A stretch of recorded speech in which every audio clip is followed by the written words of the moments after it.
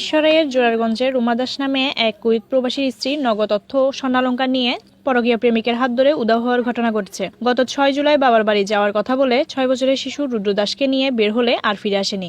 গোপীনাথপুর গ্রামের কুয়েত প্রবাসী লিটন দাসের সাথে 7 বছর পূর্বে পারিবারিকভাবে বিবাহ বন্ধনে আবদ্ধ হয় মেদিনীনগর নিবাসী রুমা দাস। গত 6 তারিখে আমার পিসতো ভাইয়ের বউ উনি বাপের বাড়ি যাওয়ার নাম বলে উনি ঘর থেকে বের হয়েছিল, আর ওনার পুলিশ পাওয়া যায়নি। আমরা একদিন পরে উনি জন্মস্থানে একটা মিসিং ডায়েরি করি। এরপরে জানতে পারলাম যে উনি একজন জোয়ালগঞ্জের একজন ফার্মেসিতে একজন কাজ করতো ছেলেটি, ওর সাথে একটা অনৈতিক সম্পর্ক গড়ে ওঠে।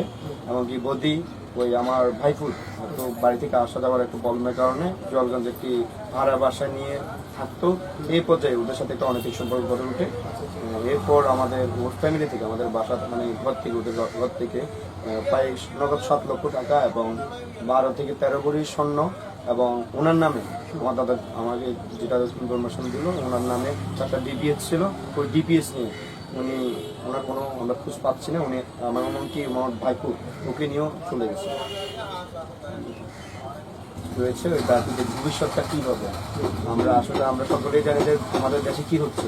আমাদের ভয় লাগছে যে আমাদের এই ভাইপুরটাকে ওরা নাকি রাখবে, ও তো এখনো ছোট, নাকি মেরে ফেলবে। কারণ এই ভয়ে আমরা দিতেন বোধ আমাদের ফ্যামিলি একটি দুশ্চিন্তায় কাটছে। এমনকি আমার ভাই এটা নিয়ে আজকে 5 দিন যাবৎ উনি খাবার খাচ্ছে না, ঠিক মতো ঘুমাচ্ছে না।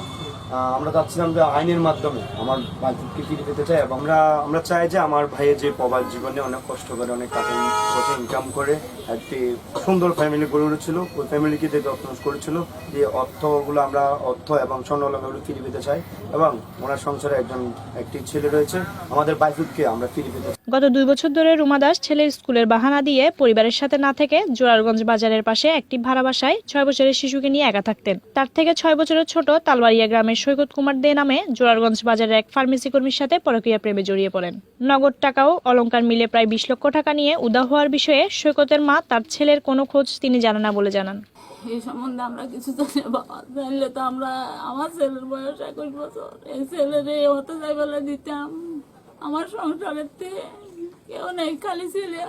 কিভাবে মেনে নিব? তার বয়স 32 বছর, আমার বয়সের মহিলা 21 বছর হচ্ছে হবে।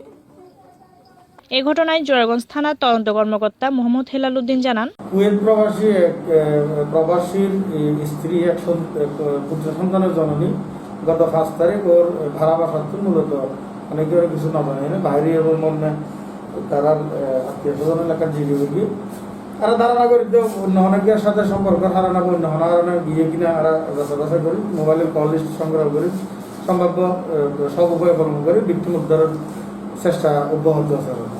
Desk news, Mirsarai TV.